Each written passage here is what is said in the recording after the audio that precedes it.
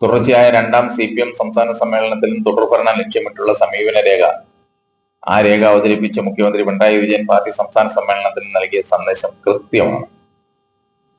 തുടർന്ന് നയിക്കാൻ ഞാൻ ഉണ്ടാകും എന്നാണ് മുഖ്യമന്ത്രി പ്രഖ്യാപിച്ചത്. മുഖ്യമന്ത്രിയെ കേന്ദ്രീകരിച്ചാണ് ഉദ്ഘാടന ദിനമായ ഇന്നലെ സമ്മേളനം മുന്നേറിയത്. അതേസമയം തുടർഭരണത്തിന്റെ കാര്യത്തിൽ അമിത ആത്മവിശ്വാസം പാടില്ലെന്ന മുന്നറിയിപ്പ് സമ്മേളനത്തിന് പുറത്ത് പോളിറ്റ് ബ്യൂറോ അംഗം MA ബേബി നൽകിയത് ശ്രദ്ധിക്കപ്പെട്ടുവെങ്കിലും മുഖ്യമന്ത്രി പറഞ്ഞതാണ് സമ്മേളന പ്രതിനിധികൾക്ക് ആവേശമായത്.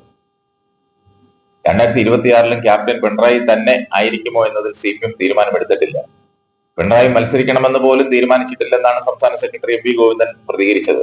2026 ക്യാപ്റ്റൻ ആരായിരിക്കണം എന്ന് സംസ്ഥാന സമ്മേളനം തീരുമാനിക്കേണ്ട കാര്യമില്ലെന്നാണ് പാർട്ടിയുടെ ഔദ്യോഗിക നിലപാട്. എന്നാൽ പൊതുചർച്ചയിൽ പ്രതിനിധികൾ ഇക്കാര്യത്തിൽ അഭിപ്രായം പറയാനുള്ള സാധ്യത കൂടുതലാണ്. അവർക്ക് മുന്നിൽ പിണറായി അല്ലാതെ തൽക്കാലം മറ്റൊരു പേരില്ല. ആ മുറവിളി ഉയർന്നാൽ അതിനോട് ഞായറാഴ്ചത്തെ മറുപടി പ്രസംഗത്തിൽ പിണറായി എങ്ങനെ പ്രതികരിക്കുമെന്നത് ശ്രദ്ധേയമാണ്. നിയമസഭാ തെരഞ്ഞെടുപ്പിൽ പാർട്ടിയെ നയിക്കുന്നത് ആരാണെന്ന ചർച്ച CPMന്റെ കാര്യത്തിൽ ആദ്യം നടക്കുന്നത് കേരളത്തിലല്ല. പോളിറ്റ് ബ്യൂറോ അംഗങ്ങളിൽ ആരാണ് മത്സരിക്കേണ്ടതെന്ന് പാർട്ടി പോളിറ്റ് ബ്യൂറോ ആണ് ആദ്യം ചർച്ച ചെയ്യുന്നത്, തീരുമാനമെടുക്കുന്നത്. ആ നിർദ്ദേശം സംസ്ഥാന കമ്മിറ്റി കൂടി ചർച്ച ചെയ്യുമ്പോഴാണ് ക്യാപ്റ്റൻ ആരെന്ന് വ്യക്തമാകുന്നത്. പിണറായി തന്നെ തുടരണമെങ്കിൽ പാർട്ടി നേരത്തെ തീരുമാനിച്ച 2 നിബന്ധനകളിൽ ഇളവ് വരുത്തണം. സംഘടനാ പദവികൾ വഹിക്കാനുള്ള പ്രായപരിധി 75 ആയിരിക്കെ അടുത്ത മേയിൽ 80 വയസ്സാകുന്ന പിണറായിക്ക് പോളിറ്റ് ബ്യൂറോയിൽ തുടരണമെങ്കിൽ ഏപ്രിൽ ആദ്യം മധുരയിൽ നടക്കുന്ന പാർട്ടി കോൺഗ്രസ് അദ്ദേഹത്തിന് നൽകിയിട്ടുള്ള ഇളവ് തുടരണം.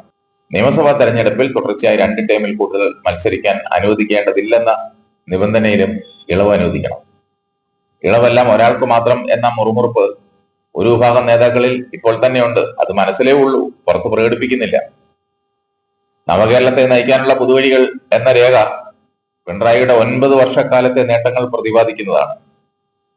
ഉമ്മൻചാണ്ടി സർക്കാർ ഉണ്ടാക്കിയ കെടുതികളിൽ നിന്ന് കേരളത്തെ മോചിപ്പിച്ചത് പിണറായിയുടെ 2 സർക്കാരുകൾ ആണെന്ന അവകാശവാദം അതിൽ മുഴങ്ങിക്കേൾക്കുന്നു. 3ാമത് തുടർഭരണമാണ് ലക്ഷ്യമെന്ന് വ്യക്തമാക്കുന്നു.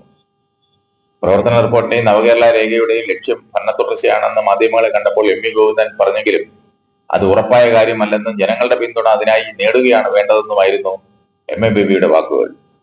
അടുത്ത തെരഞ്ഞെടുപ്പിൽ ജനങ്ങൾ തീരുമാനിക്കേണ്ടതാണ് തുടർഭരണം വരണമോ എന്ന കാര്യം. ജനങ്ങൾ അങ്ങനെ ചിന്തിക്കും. പക്ഷെ ആ ചിന്ത ഉറപ്പിക്കാൻ ഇടതുപക്ഷ മുന്നണി ഒരുപാട് പ്രവർത്തനം നടത്തേണ്ടതുണ്ട്. അത് ചെയ്യാതെ തുടർഭരണം കിട്ടിക്കഴിഞ്ഞു എന്ന് പറഞ്ഞു പോകുന്നതും മൗഢ്യമാണെന്നാണ് MA ബേബിയുടെ അഭിപ്രായം.